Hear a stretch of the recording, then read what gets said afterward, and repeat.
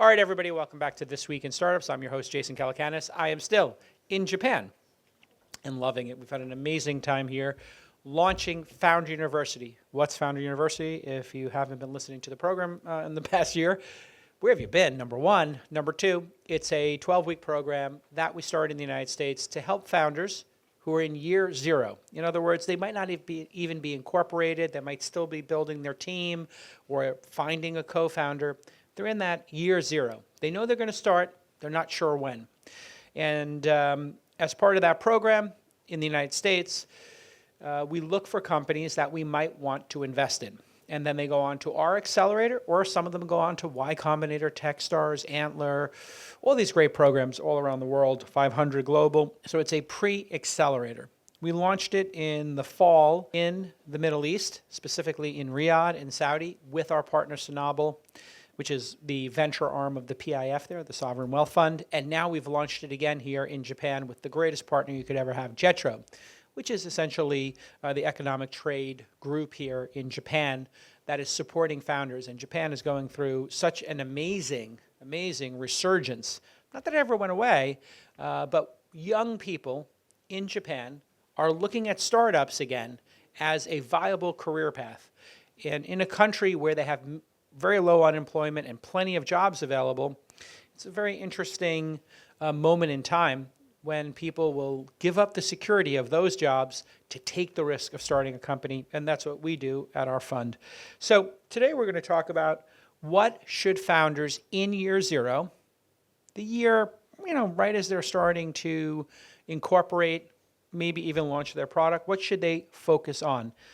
I'm very lucky to have two great friends in Austin. Amanda Bradford founded the league. We met Amanda, I think, at the Sequoia Scouts program. And you've been on a bit of sabbatical. You're non-compete or resting investing after selling your company to Match.com. Yes. Congratulations on that. So you've taken a company from the cradle all the way to the grave, all the way to sell. Hopefully not the grave, but not the grave, but yeah, I think you get the idea. Bigger and better things, yes. Yes, to bigger and better things. You did a great talk here for the founders in this program, and you also came with me to Saudi. And so we'll talk today about what people should focus on. Pretty open dialogue. Of course, one of my besties, William Barnes, is here. He was Travis's right-hand man, left-hand man, front, back, everything. You got to work with Travis in the boom years of Uber. Yes. Also got to come with me to Saudi. Yep. And here. So let me start with that. We've now launched the program in just 5 months or so in two cities. What have each of you noted about each of those cities, and what founders in year zero are most often asking you about as mentors in our program? Well, I think the experience in Saudi and here is the entrepreneurial spirit. It's invigorating and kind of reminds me of being back in San Francisco, 10, 15 years ago. There's so much kind of opportunity, and that's very exciting. And the other thing that I've seen through the investing with my venture fund and also speaking to founders here is, I think one of the things that we've seen a lot is cash flow management. It's like easy to run out of money. Yes. And I think keeping a focus on keeping the burn low before they find product market fit, I think is a key thing. I think a lot of people get excited. They see all the headlines about Facebook, or maybe one of their friends raises a Series B or a C, and I think they get out ahead of themselves trying to build a company before they found a product. And so trying to spend as little as money as possible to find some product to scale. Yeah, and we'll unpack that in just a moment. Amanda, what have you noticed in meeting the founders in Saudi, in Riyadh, and here in Tokyo, Japan? Well, there's tons of opportunity. I think everyone's been, the breadth of startups I've been very impressed with, everything from healthcare to defense tech to consumer marketplaces. So I've been just impressed with the scope of what everyone's trying to tackle. I think the questions I've been getting the most, at least me, as someone who's built 0 to 1, is around hiring, is around finding co-founders. When should someone be a co-founder? When should you outsource? When should you fundraise? At what point in your kind of product development process should you go and ask for capital from investors? And similar to kind of Will's point, I always recommend people get an MVP or a minimum viable product up and running and show investors that this product is going to be built regardless of if you take money from them, and show them that this train is leaving the station, and kind of put a little bit of skin in the game yourself, whether it's using some of your own money or getting people to work for equity, but really kind of showing a little bit of traction prior to going out and asking for money. I think that's a big, Okay, so I think we're going to Point. start with what has come up now over and over again, which is product market fit first, product first, fundraising second. I think it's a fine way to put it. Yeah, Will? I think you've got to stage it, and it depends on your life situation whether or not you have a lot of the time, whether you've got some savings. But I think there's a lot that you can do before you start spending a lot of money, or certainly before you raise money. And I think Amanda, talked about that on her presentation yesterday. You can go and meet customers, you can kind of understand the problems they're facing, and you can, especially in today's environment, whether it's vibe coding or having a very hacky front end and then doing things manually to try and validate whether or not you're solving a real problem.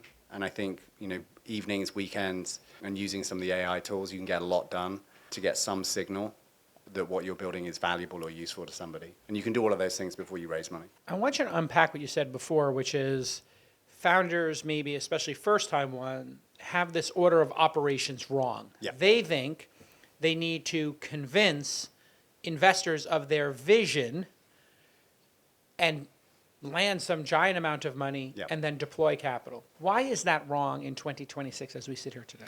Well, I mean, I think, you've been in the industry for a good amount of time. I think, a long time ago, you would have to raise a lot of money and then build all this infrastructure, whether it's like servers, HR people, legal. You do all of those things to try and get a product out there in the hands of a customer. And I think, through a whole range of technology, you can now do a lot of that validation without needing a lot of money. And I think that's why it's kind of moved how people should approach creating an MVP. yeah, like with my company, we would even go, before I even had a prototype built while that was being developed, I basically strung together screenshots that, you would use in Figma, and you can make it so that, you click on a button and it opens another screenshot. So if you're showing it to a customer, it feels like the app is built. Like my mom thought the app was built, but it was really just a series of like 8 screenshots hyperlinked to each other. So you can kind of do these hacky things to just initially do a temperature check with people to say, hey, would this be interesting to you? So you can kind And of that was 10 years ago. Yeah, Yeah. and now Those you can basically mock-ups. vibe code these now in a weekend. And you learn a lot through doing that. You're going to get like feedback, yes, no, people aren't going to sign up, or they are going to sign up. And you learn things about your messaging. And we tested our onboarding for almost 5 months because that's how long it took me to develop my app. And what we learned, an example for us was I had LinkedIn. I was asking people to submit their LinkedIn to be able to apply to the league because that was how we used to kind of vet our applicants.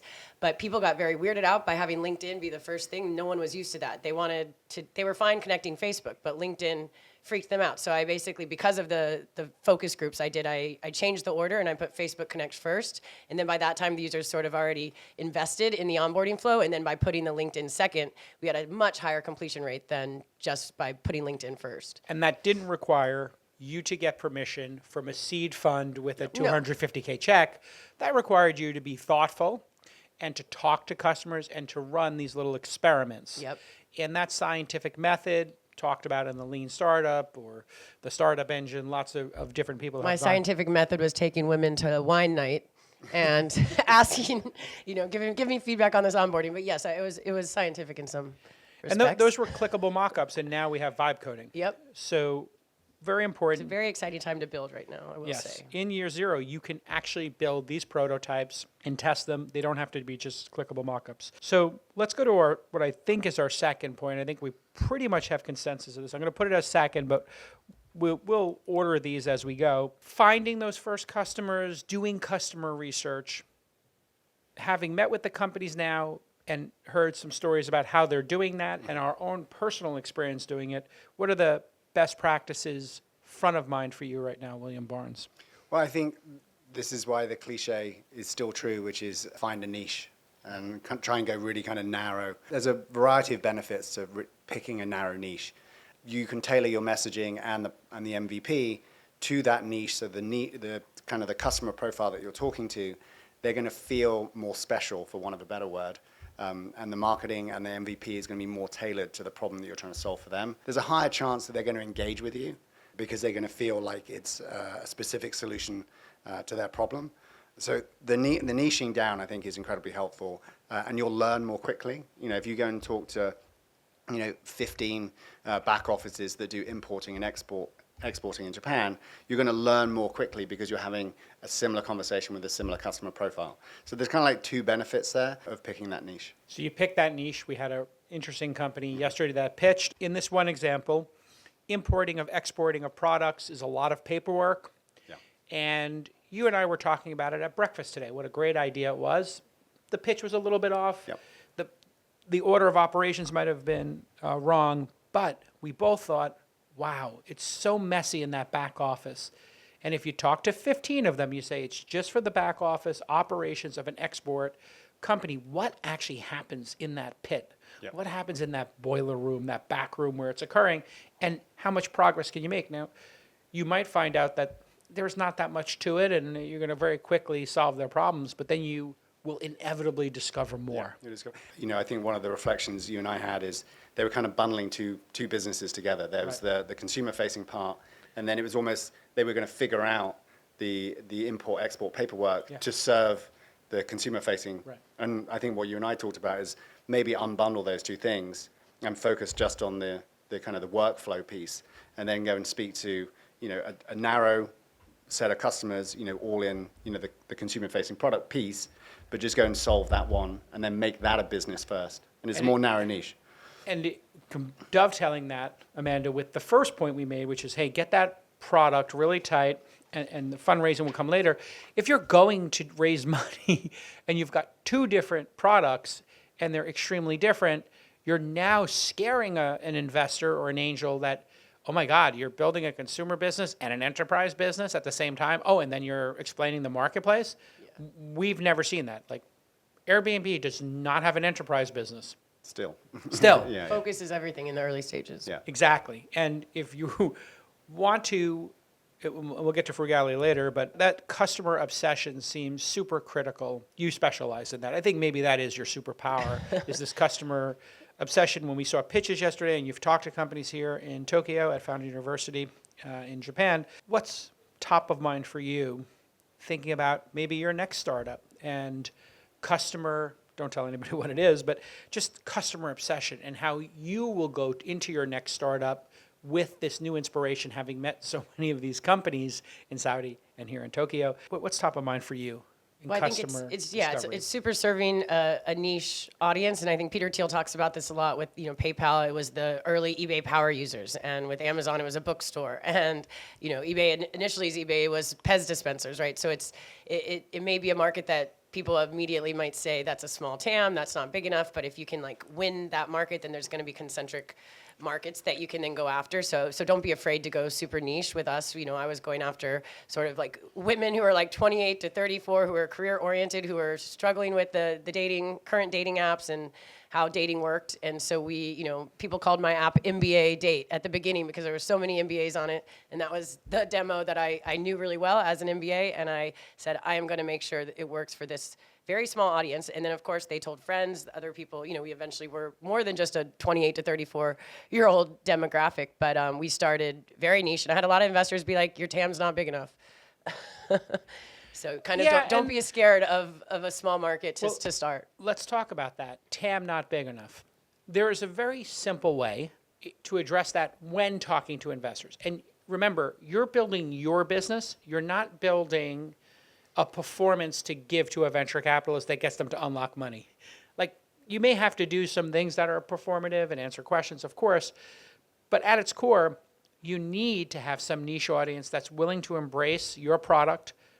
28 to 34-year-old women who have MBAs, who are desirable in market and are going to approach maybe dating differently than an average person. It's a really interesting group to start with. In your heart of hearts, if it works for this group, there's adjacencies. There's the next group. If it works for, the back office, it's going to work in Japan. It might work for the back office in India. It might be slightly different, but they're still doing the same function, which is exporting something. What I've seen well with me when I get pitched this by founders is a framing around sequencing. Right, so it's I win this small piece of the market. And then wedge, right? It's a wedge, and then I can sequence this to a bridge to a slightly bigger market. And then I really like it when founders say, well, here's the trigger for when we move to the next part. So they're actually detailing the journey. Yes. First, what milestones Yeah, need to be hit. we're going to get to the new world. Yeah. Then we're going to Land and expand. So now here we are. We're in the Northeast, but Yeah. we're going to go figure out where are the different things we can find. There might be. And they kind of handhold me through this sequence of small, medium, and then like there's this huge market that we're going to earn the right to, but we're laser focused on it. Which makes you more credible. Yeah, 100%. And that's, I think, maybe where some founders get tripped up. They think, oh, I'm going to do this and I'll be less credible. No, you can sequence it, as you're saying. When we win this war and we get the beach, then we'll go to the, a little bit further inland. We'll secure the beach first. We got that beachhead market. That's why that term exists. It's a military term, secure the beachhead. Okay, when we get back from a quick commercial break, I want to talk about founders going on the feature death march. Founders putting their head down and spending too much time building 10 or 20 features as opposed to the essentialism of finding what is the core feature, loop, value of my product when we get back on This Week in Startups. If you want to be a data-driven founder, and trust me, you do, you're going to need to spend some time in spreadsheets, building models and doing projections. But so many of these spreadsheet programs are stuck in the 90s.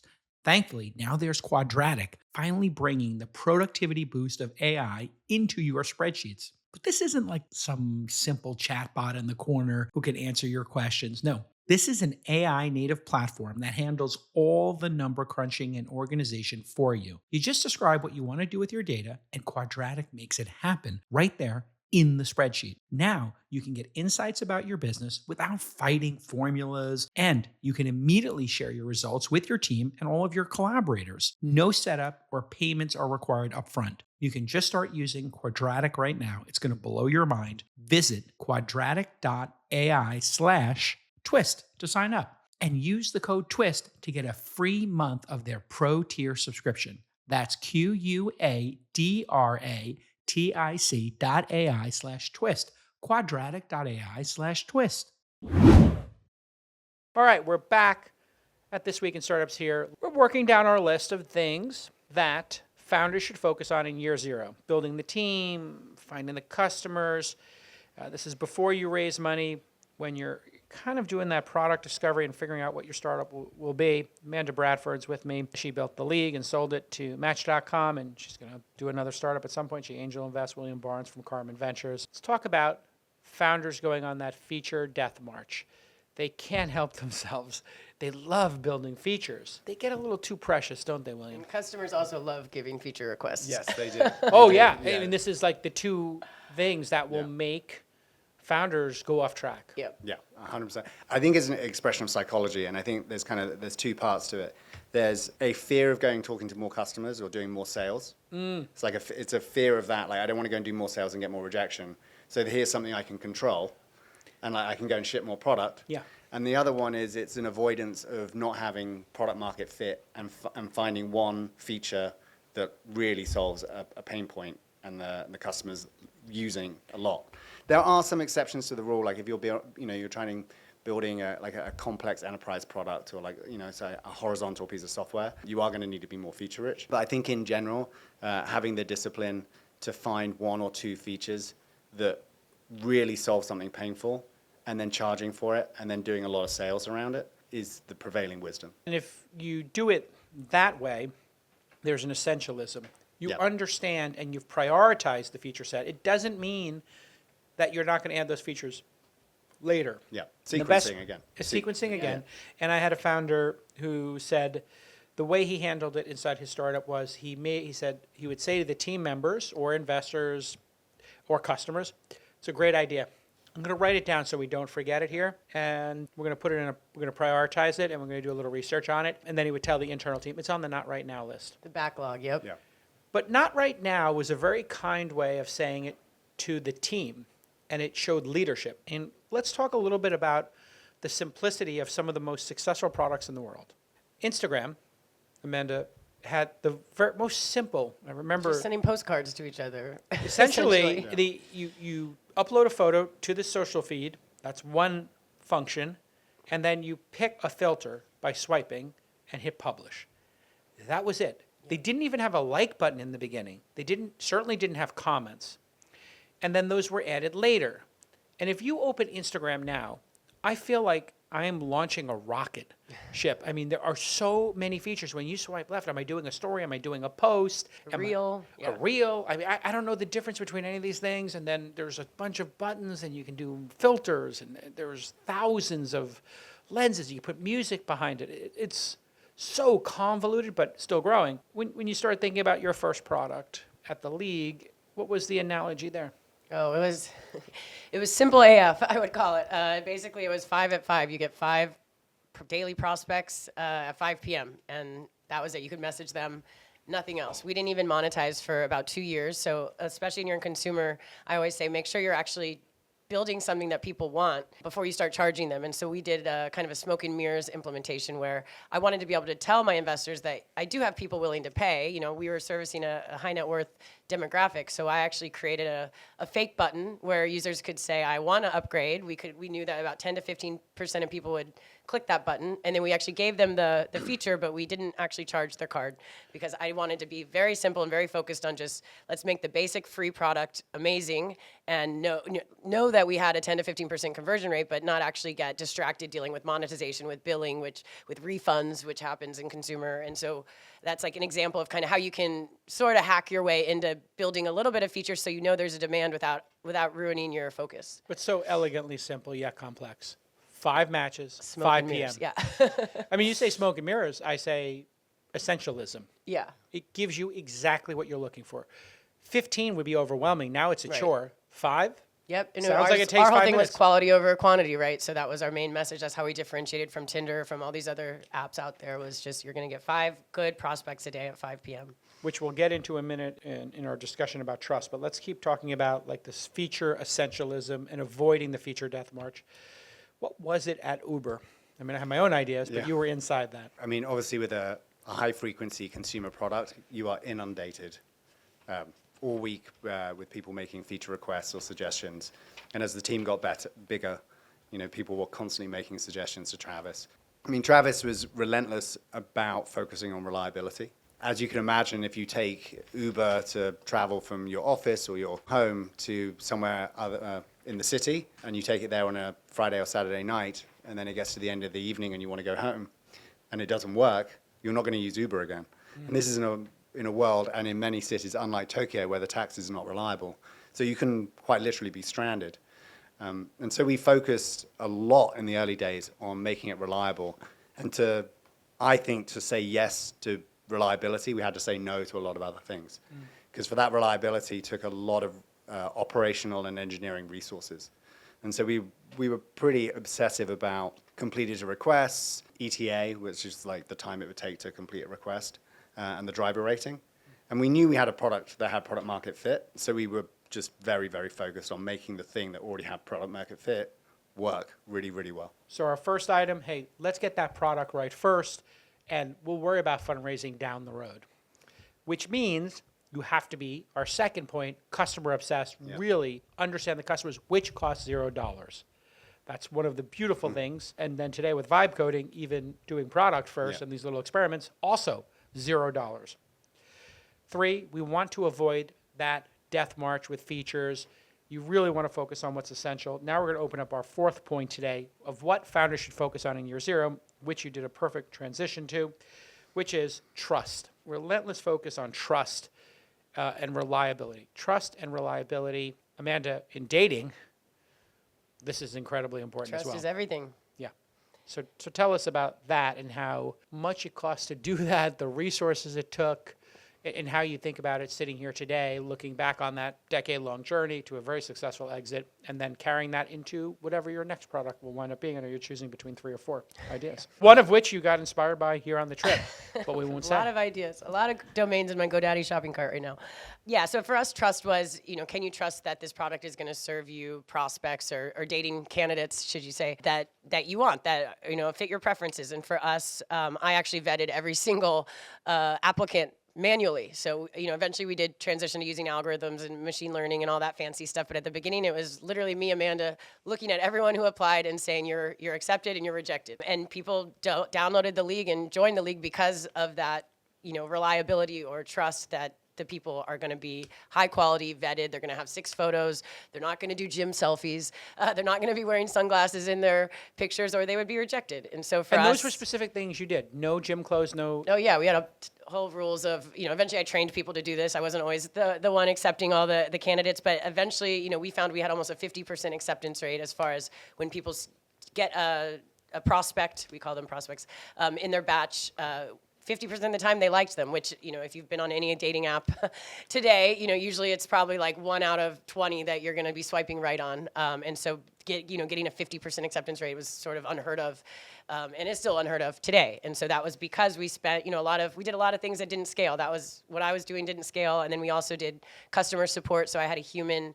That was me at the beginning too, the concierge. We had a concierge that would answer every question from a user, regardless of if they paid us or not, help them with their profile. We said, hey, your third photo is actually better than your first. I went ahead and swapped it for you. And I would actually go, I remember before we launched, guys in particular are very bad at curating their photos. So I would go and find the best photo of the 6 they put and put it first. And then I turned everybody's photo black and white because everyone looks better in black and white. So we did a lot of these things that just made things, made people trust the product and want to come back. In the case of Airbnb, they said the photos were critical. And there's this famous story that the founders always tell of, talking to Paul Graham at YC about Getting the professional photo shoots, right? Getting the professional Yep. photos. And he says, well, and he said, hey, and the most demands in New York. He says, so why aren't you in New York with cameras taking pictures of the best places and hiring photographers?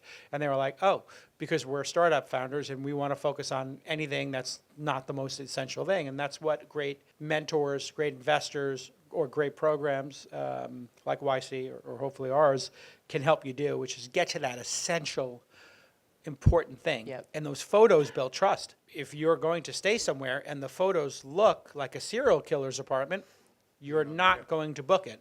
But if it looks like the Aman Hotel or it looks like the Ritz-Carlton, okay, yeah, maybe I will stay there, which is why, William, when you look, they almost have a playbook of what the kitchen should look like, and they have a neon sign, and then they have the pods. But the coffee, they've literally figured out. When you hear Amanda talk about it, it seems obvious, but each of those nuances builds trust. Yeah. What I hear when Amanda tells that story is somebody that is obsessed about making the core value proposition reliable. Right? Like she's obsessively vetting everybody. She's committed to five matches a day or like 5 offerings a day, and she's hand-holding the kind of what she's serving up, and she's saying no to all these other features. And I think that level of obsession and not using tech necessarily and doing something that doesn't scale is a way to do that. Okay, we've gone through 4 really important things that founders should focus on in year 0. We've got 3 to go. First up, hey, let's get focused on that product. Don't worry about fundraising. Number 2, customer obsession. Number 3, feature death march, feature creep, just staying really focused on making the thing the thing.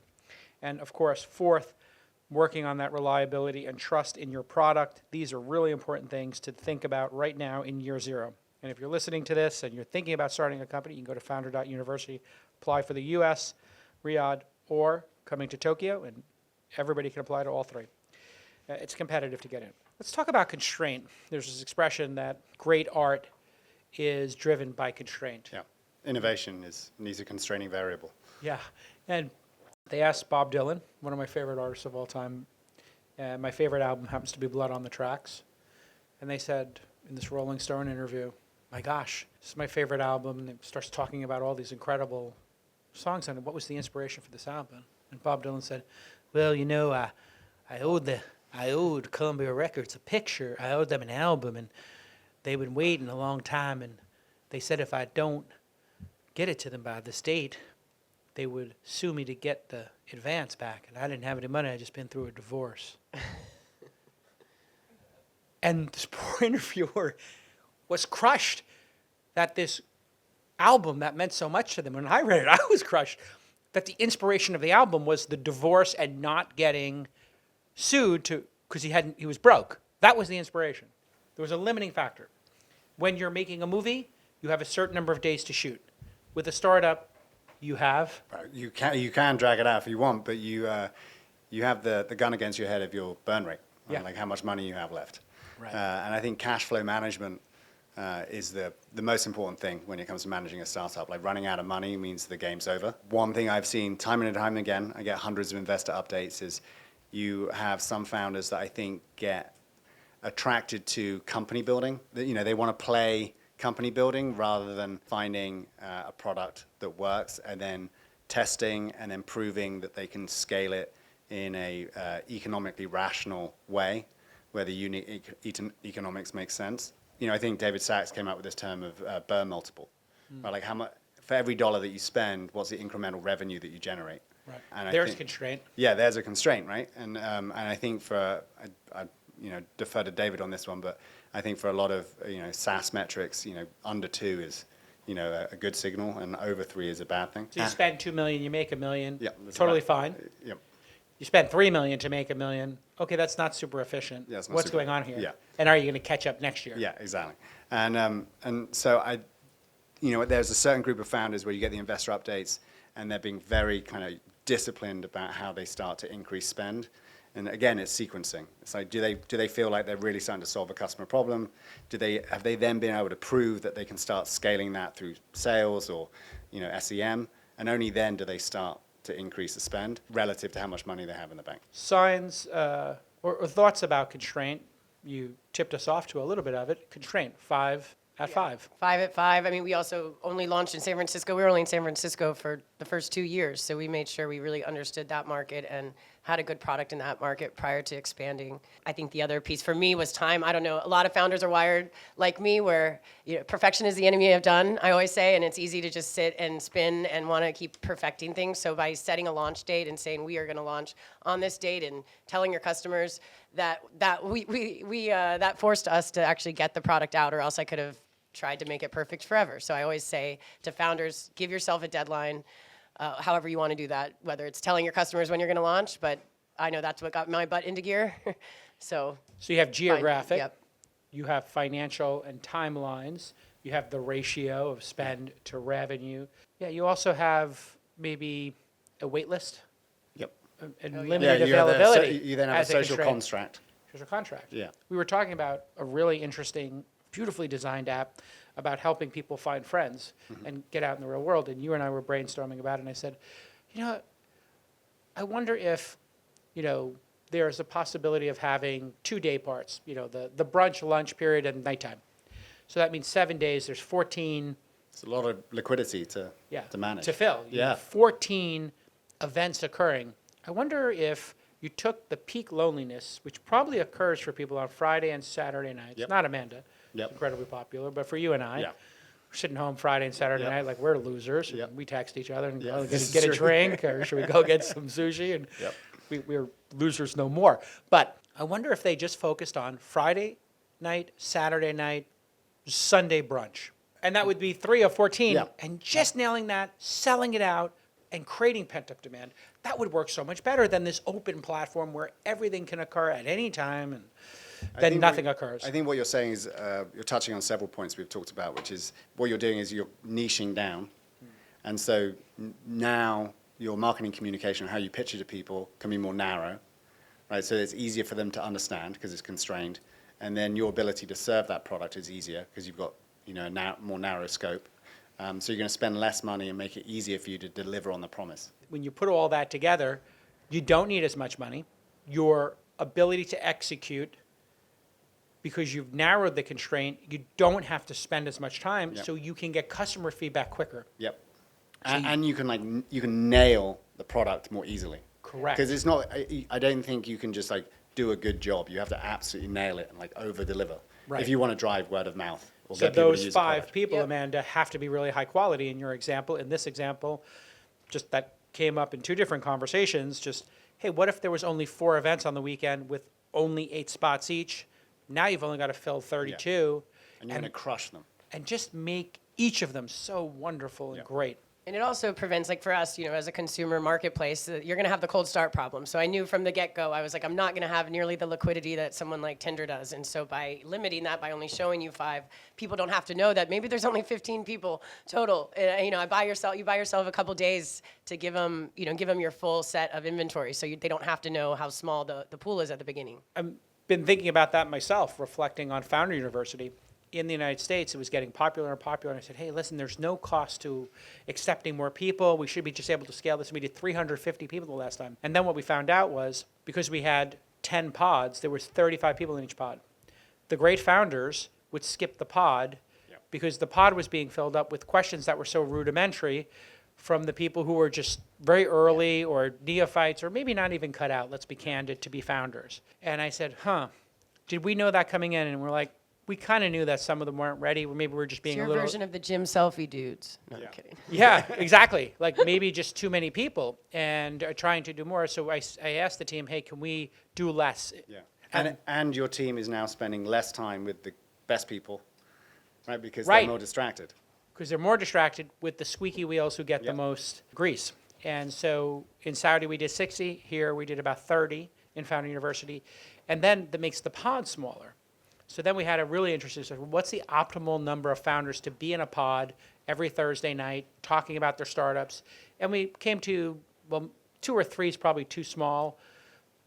30 is way too big. So Yeah. between those two numbers, we think the right number is. It might be 15, it might be 10, it could wind up at 20, but it's enough that everybody gets to participate and there's no cameras off. So the number's probably 8, 9, or 10 is my guess. Yep. But we don't know. We'll figure that out. But we are enforcing constraint, which I think is pretty interesting. Next up, we want to talk about distribution. We're cooking with oil right now. First up, we talked about product first. Let's put the fundraising down the road, and we're going to keep that burn rate low in order to do that. Customer obsession and meeting with customers and understanding them, that costs you $0. Most founders are too scared to do it. If you're too scared to do it, you can't be a founder. You should quit now. Number 3, feature creep, death march, doing too much. And why are you doing too much? Well, maybe you don't want to focus on your customers or build the product. Trust is just so critical, reliability. And then constraints, our 5th item. Now we're at distribution. How did you handle distribution, Amanda? And how do you think about distribution today? When's the right time to be thinking about distribution? And I'll include virality there. I'll include paid. I'll include social. I'll include everything. Just distribution as a concept. Some people might refer to it as go-to-market. Some people might call it growth hacking. But just getting distribution for your product. Distribution is everything. So that is your main primary job as founder and CEO, is to figure out if there are distribution hacks for your product, and you got to go find them. So if you're not the one doing marketing, you should be at the very early stages.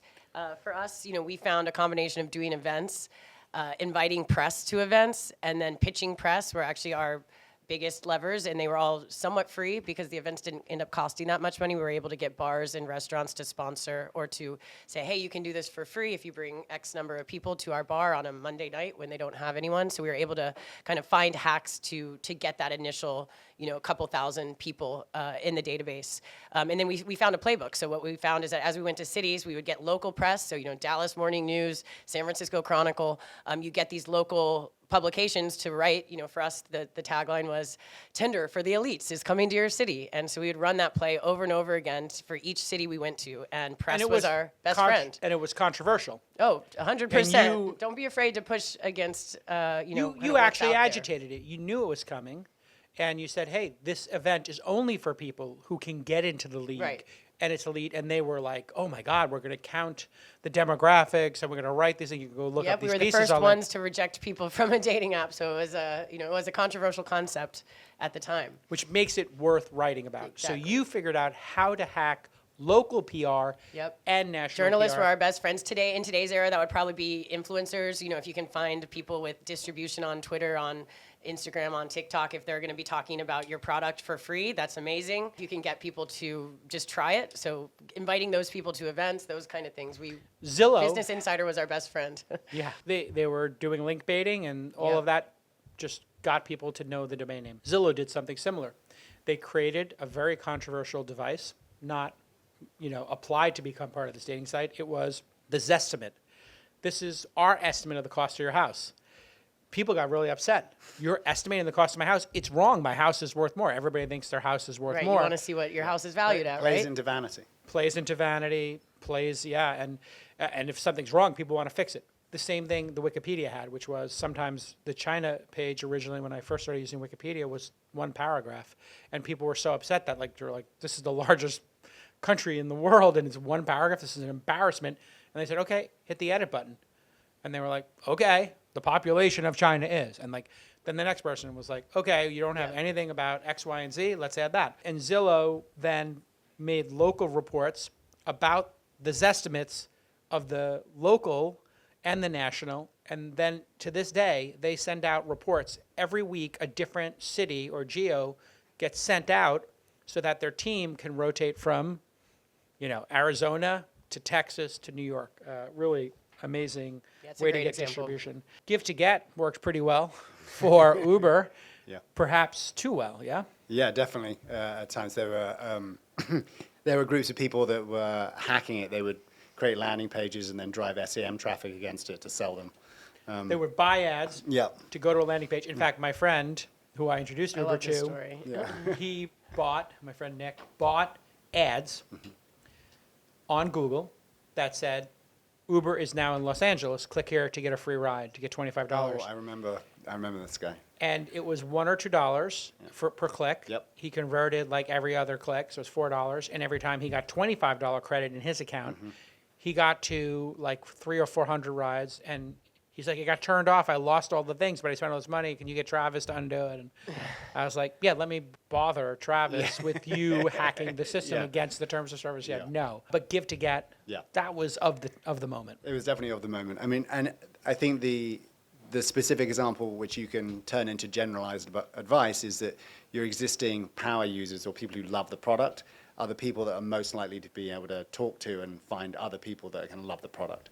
They're advocates. Yeah, you can turn them into advocates. If you have a customer that loves your product and is using it a lot, it's worth spending time with them and incentivizing them to find other people in their life that are like them. I think there was a moment of time where people were building tools to take their eBay listings or their Airbnb listing and get it onto Craigslist.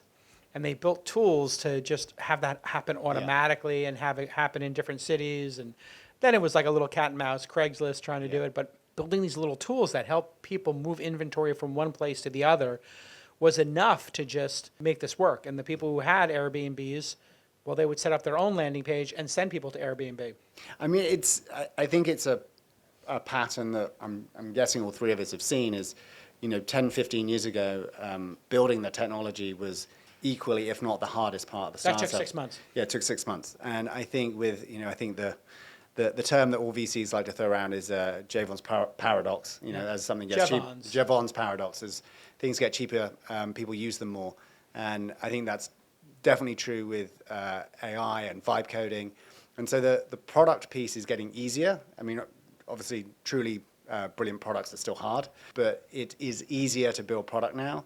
And so I think there is more and more value being created in distribution. And so that can either be, the obvious example is influencers, people with podcasts. Yeah. Or Dropbox is a great example yeah. where you're sharing with a friend and then they have to create an account Yep. to DocuSign. that's like sort of the Yeah. classic. DocuSign is Viral the best one. If you do DocuSign, it's like, we can say, this is saved in your locker. Yeah. If you ever want to look it up again, and then you're like, yeah, I got to get that document. Is it still in my locker? It's like, yeah, don't worry, it's in your locker. But distribution can mean different things, right? So like the obvious one is, an influencer, somebody with a big audience. But distribution at an early stage can mean other things, like access to customers, an industry insider, somebody that's worked inside an industry. Hiring someone with a Rolodex. Yeah, hiring somebody with a Rolodex, an advisor, an early angel that has got deep relationships in an industry that you want to go and sell into, so they can help you go and find customers to go and do customer discovery with, is another good example.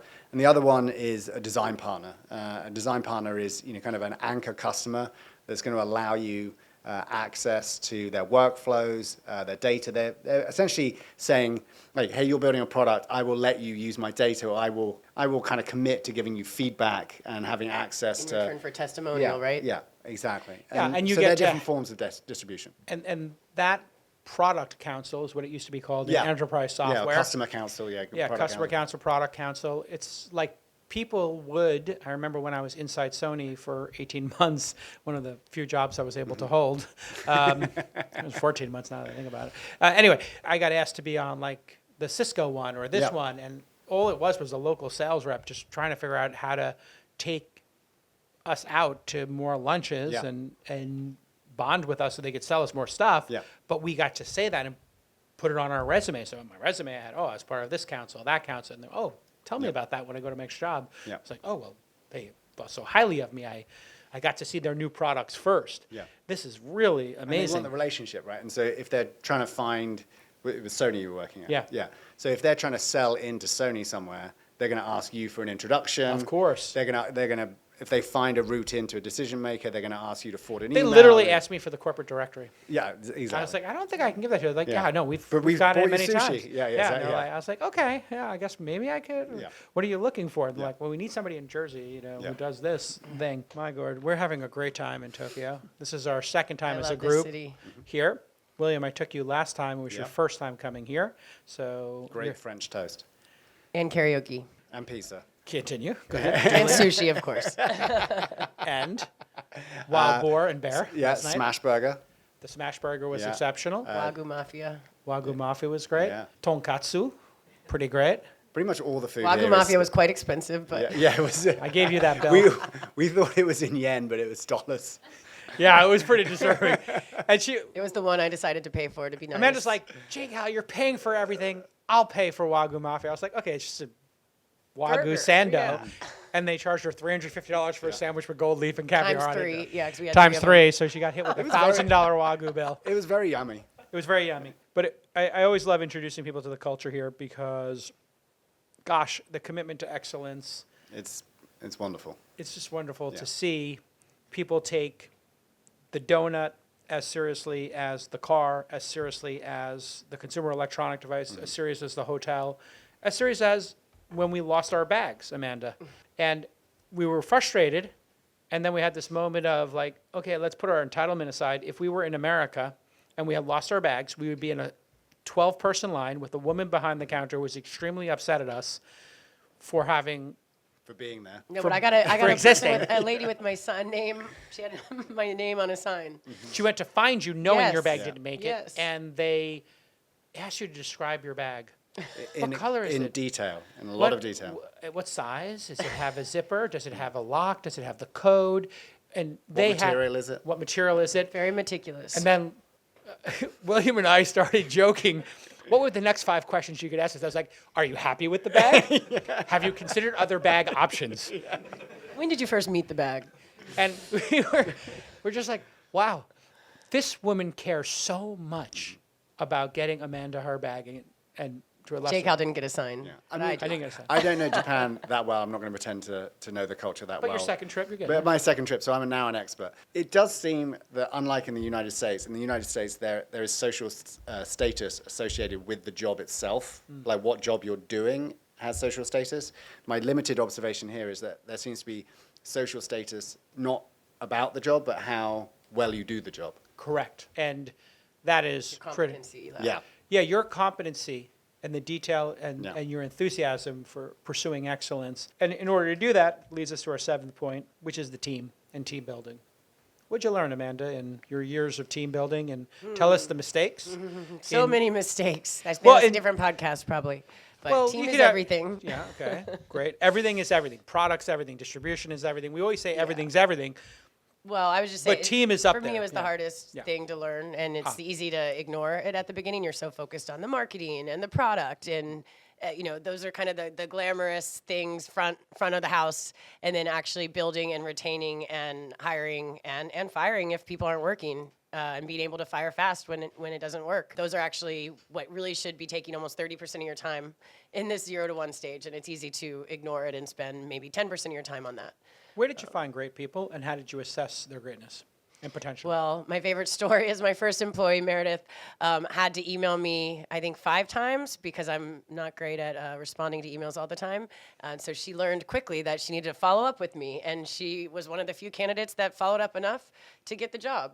And so so, there's founder candidate fit. persistence, grit, not being offended because someone didn't write you back. I've had people like that. And no, understand that the founder's busy and they're going to go the extra mile and step up to, get the job done. And so I think people that are willing to raise their hand and, go the extra mile. William, what have you learned over the years in terms of talent and finding great talent, inspiring great talent, and maybe cutting talent that isn't going to do their best work at your company? I mean, I think hiring for depending on if you're talking about hiring an early stage company or We're talking about early stage here. Early stage. So Then- let's just say first 2 years. Yeah, then I would focus heavily on generalists that have incredible attitudes and like high slope. Yep, that was my first hire. Yeah. Let's like, define and unpack high slope. high slope is somebody that you think has kind of they're open-minded, they're highly conscientious, they're low on neuroticism, and it's the type of person that you can throw at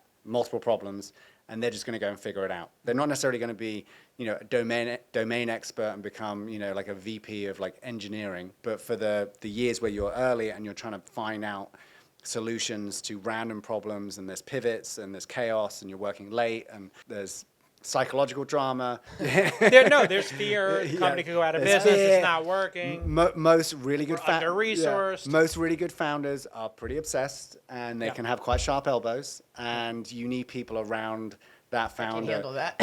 they can handle that, and that's why low neuroticism is helpful. Yeah. Because they're not going to get derailed by those things, and they're pretty steady, and they're highly conscientious, and they can grow into solving different problems. I know They this can juggle, right? and they can juggle, and they're high energy. They're Yes. people that are like intrinsically high energy, and they're like learning machines. And they're not going to get frazzled when you say, hey, we're going to Tokyo. Yeah. And we need to find an AV crew to record the episodes, Yeah. and we need to get really unique food, and I want to do some swag.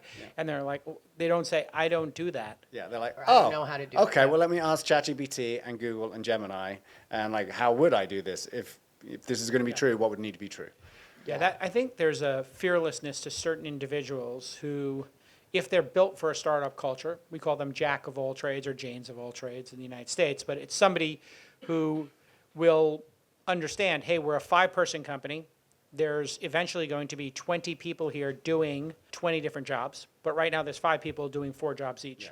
And maybe at best we each know 2 of those jobs, but we're going to on the fly figure out paid marketing. On the fly, we're going to figure out how to find the restaurant and how to do PR, because I assume when you did all this great stuff on PR, you didn't have a PR firm No, I advising figured you. it all out, and then I gave it to Meredith once I figured it out, and she would go. And Meredith was an assistant to you, like your She was admin? everything from an executive assistant to doing customer support to doing marketing to sending emails to our customers to doing Facebook ads to talking to, restaurants and bars to get an event done. She did everything Okay. that I So gave let's to her. Not always true, but I have seen time and time again someone very young, Yeah, she was. somebody very young couple that years out hasn't of school. they have come from a flyover state, and they have made their way to LA, New York, or San Francisco. Interesting archetype. They didn't. Flyover, okay, that's very They didn't. precise. They didn't necessarily go to an Ivy League school. Their parents definitely didn't go to an Ivy League school. So they're hungry, They probably had jobs in high school. Certainly worked in college. working class, Yeah, blue exactly. collar, And they played sports Hustle. in college. so discipline Yeah. with the sports. Yeah, and they're very competitive. And you were one of those people. They hired you as, Yeah. you were from the flyover state of London. Yeah, but yes, exactly. Yeah, the backwater. It is now. It's now London has kind of devolved into a flyover. It's like we're going to Paris or We're Germany. going to Dubai. We're going to Dubai. Well, I don't know if you want to go to Paris or Germany. I think you no, just we're just going keep right going. to Dubai. right to UAE. Yeah. Yeah, we're not sending our students to London. It's Yeah. too radicalized. Yes. It's the greatest headline ever. Amazing. My parents, yes, I sent that to my parents. It took me 3 times to read that to understand what I was reading. Yeah. The world's changed. It looked like an onion headline. Well, I mean, and in all honesty, those kind of people are just so valuable to the company, especially early on. Later on, they get called special projects. Yes, and- because as the company gets or bigger, fixers. yeah, as the company gets bigger, you know, for better or worse, you get specialization. And you have to take things away. Yeah, and you you have have to to- have people that are okay with Yeah. giving away some of their power Yes. and not taking that Yes. personally or, Yeah. wanting to keep their power base. Go ahead and That's- tell me how you would say that to Meredith. Hey, we're taking PR away from you. You did it. You had this great success. Well, she was And great at that, so I put her in that, but I took her away, So out you of specialized her customer. to that. Yes, that's where she ended up staying. But like at the Got it. beginning, she was customer support. She was doing our mail because I hated checking the mail. She So would when actually you- send the mail to my mom. So when you did that, obviously the mail she probably wasn't bummed out about, but she might have loved customer support. How do you say, hey, we're taking this away from you. You didn't do anything wrong. Yeah, but there's this actually great first round capital article called "Giving Away Your Legos," and so I had everyone on the team read that, and it's just about as you scale, you are going to have to give away parts of your job, and that's a good thing. That's not a bad thing. In fact, a great founder is literally trying to get to the state where there is nothing. They come to the office on Monday, there's nothing left that they have to do. That's when you actually know you're successful, I think, as a founder, is that when you take a week off, the company does as well or better than if you were there.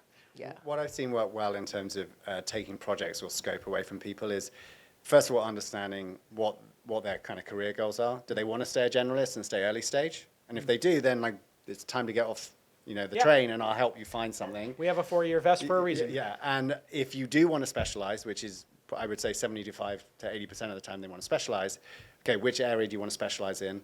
Right. Okay, so okay, well, my job is to go and find an expert with much more experience than you.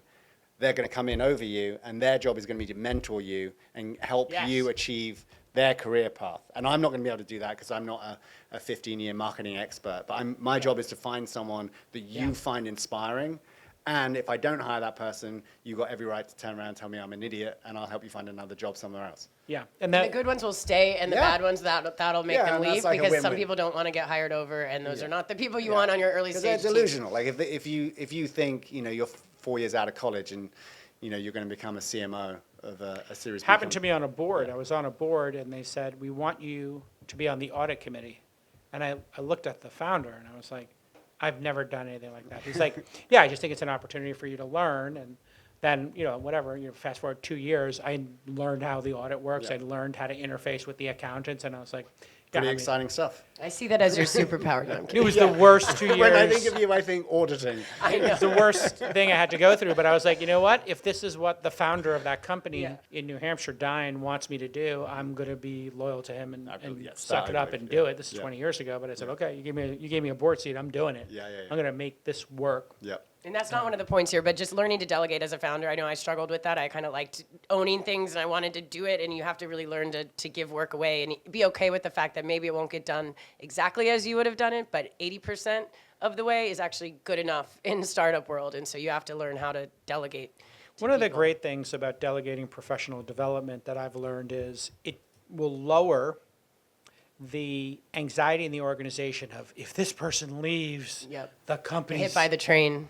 effed. issue. Yeah. This is all coming off the rails. So what we do is I will say, well, okay, you're running Founder University until this date. 6 months later, you're going to work on the syndicate. 6 months later, you're going to work on the fund. 6 months later, you're going to go work on first calls with founders and running that department. So there's your 24-month experience. GE used to do this. And I rotate and we do professional development. And when the person hands it off to the next person, I say, do a Zoom call, record it, put it into our Notion database, and make a document with all the instructions, use AI to summarize it. Now, when we've done the first handoff of, hey, you're handing Founder University off and you're going to work on the accelerator. Now you're leaving the accelerator and you're going to go work on the syndicate. Each time you hand that off, now we've done it 2 times or 3 times. Now there's 2 or 3 calls, Zoom calls on that page now. Yeah. The first time was handed off, the second time, the third. So the next person who gets handed off to can watch all 3 of those, It forces documentation. Yeah, exactly. Yeah. which is right first culture is how we say it, how Amazon says That it. was one of our values. Write it down. Whoever writes it down gets credit for the idea. It is a core tenet. I will steal that. It is true. All right, listen, this has been over an hour. What an amazing episode. We will take 2 questions. So there are a lot of folks in this room who will make money, some who won't. All 3 of you have gone the process of making money. Yeah. I'm curious, how has the meaning of money changed in your life as you've accrued more? Money, I mean, you're both going to laugh at me for this. Money has a non-linear value. Each incremental dollar you get, it becomes worth less than the one you had before. And there's probably some step function depending on your lifestyle needs. Money solves money problems, and it just allows you to have more time to worry about other things or focus on things that I think are more valuable. I think having money is a bit like debt. It creates massive leverage. And so it amplifies the type of person you are. If you're the type of person that wants to spend lots of time with your family, you make a bunch of money, and then you're like, oh, I'm going to spend a bunch of time with my family now. If you like lots of external validation from playing social status games, you are now going to do that more. So it's an amplifier. I think people need money, obviously, but once you hit a certain threshold, acquiring more money is not about the utility it provides. It's about kind of the psychology of it. A lot to unpack. I guess I would say allows you to think bigger. I think, at least for me with the league, that was sort of like all my net worth was tied up in this company. And so if the company, I don't know, all of a sudden had a class action lawsuit and we were sued out of oblivion, or all of a sudden, I don't know, a new competitor comes out and wipes us out, I was nervous that like all my work would go to zero. And so I think, by selling it and by earning enough to sort of have a nest egg, I feel like I could swing and I could probably take more risks. So, J-Cal's just waiting for me to pick a big idea to do that with. But And she guaranteed I'd be the first investor, and William would be the second. I've not said that. To William. She hasn't said it to William. She said it to me this morning. But yeah, I think it kind of allows you to get to whatever, that ability to then sort of think bigger and think, what would I do if money was no issue, right? And think about solving those kind of problems versus like, how do I make X amount of money in my life? Definitely, when you hear that term, FU money, some people, I find, they get the money and it Go on makes sabbatical. them, No, I'm kidding. No, they're not sabbatical. No, it makes them more guarded, more anxious. It becomes a distraction for them. And then some people, a smaller group of people, it does actually give them the ability to say, I'm going to do things and pursue them the way I want to, with my vision, without compromise. That's what it did for me. It just gave me the freedom to say, I'm going to use my own chip stack. I'm going to do it the way I want to do it. If anybody doesn't want to do it that way, I totally understand, but I'm doing it my way. And, this purity of vision, I think, is very freeing. When you have a bunch of investors, when you have a board, you have to build consensus. And that's good when you're young, because you're going to learn a lot. And then there's a certain point where you're like, I think I know the playbook and I know what works for me. This has now given me the freedom that I don't have to compromise the vision. And so that can send you off the rails. Francis Ford Coppola just did a film, Megalopolis, that nobody has seen. And he stole his watches and his vineyard, and he made this perfect vision for him at the age of 80 or whatever. There's a documentary about it. And it's been a complete flop or whatever, but he wanted to make it. It made him happy. He's not going to be here for much longer. Okay, more power to him. But there are other people who also, they started to get a taste of that money, and all of a sudden 20 years of their life went to a Marvel franchise or a Star Wars franchise. And George Lucas said he always wanted to make small, intimate films, and then he just, Star Wars... Got, like addicted to the money train. And it just became bigger than him, right? And he never... Who knows, who can tell me a George Lucas film that is not Star Wars? American Graffiti. But after Star Wars. Sorry. Tell me a film he made after Star Wars. He had a really hard time doing that, so it became a burden. So sometimes the success can then be a burden. I have that now. I mean, the podcasting I do is so successful, and Tim Ferriss has been going through this. Lex Friedman went through it. The podcasts that they did became so successful, they had a hard time having other things in their life that they wanted to pursue. So Lex was telling me he wants to do a startup. I think he's been pretty public about that. And he's trying to balance being a famous podcaster, making tons of money from the ads, and doing that. Tim Ferriss, I just tweeted, do you want me to do more podcasts, or do you want me to do less podcasts with higher video production? And, when I was going to text him, do what you want, Tim. I want you to do what you want. Now, I want you to do more audio ones, because I don't care about video. But he's looking at all the other podcasters who came 10 years after him and did this like high production value. I think he's got knocked off his game, where he's like, what do I need to do here? And you need to do what you enjoy. Do what you love, right? That's the freedom it gives you. And you don't have that early in your career. I don't want to presume the question behind the question, but if you read biographies of successful entrepreneurs who have made a lot of money when they're much older, they all say, I miss being young and building something, and I miss building something with a group of people. And not having the resources. Yeah, and like the money, it's obviously it's a luxury statement to say they don't care about the money because they're very wealthy, so they don't have to worry about the money. But they do. They all say the same thing, which is like building something with a group of people that you enjoy spending time with is the thing they miss more than anything else. Here's the other thing I'll tell you. I realized this after a couple of friends of mine passed away. Me going skiing on the mountain, me owning a ski house. I own a really nice ski house. I can ski in and ski out at Lake Tahoe. And I ski 20 days a year in Lake Tahoe. And then there's somebody else who does 50 days a year. And they're broke.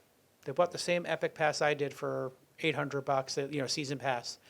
And they get twice as many days as me, 3 times as many days as me. I'm jealous of that person, they get to ski 3 times as much. And I was trying to explain this to somebody, like, when I go to dinner with Elon, myself, and then somebody who's broke, and then somebody else, the steak that we order tastes the same to everybody. And there is an upper bound in almost all of these things that you can buy. And we both drive the same car, a Model Y, because it has full self-driving. It's the best car ever made. But he also owns a really nice Porsche, and I'm buying this super nice Corvette hypercar. And it's like, Uber money. well, no, I'm just like, but I'm not going to drive it. So I talked to him about his Porsche. That was his dream car, and you're selling it I'm now. selling it now. And so that tells you everything you need to know. It's like, 15-year-old me is very pleased that I bought the Porsche. Yeah. And now 46-year-old me is like, okay, done. done. I hit a checkbox, and you Yeah. move on. It's a great question. Another amazing episode. Thank you to William Barnes. Thank you to Amanda Bradford. Thank you to our friends at Jetro. And congratulations to all of the great founders in the first cohort of Founder University. If you want to learn more, go to founder.university. You'll see a link for Saudi, Tokyo, Japan, and the U.S. programs. Apply. What do you got to lose? Maybe you'll be the next founder that changes the world and that we invest in, and hopefully we can join you on that journey. See you next time on This Week in Startups. Bye-bye.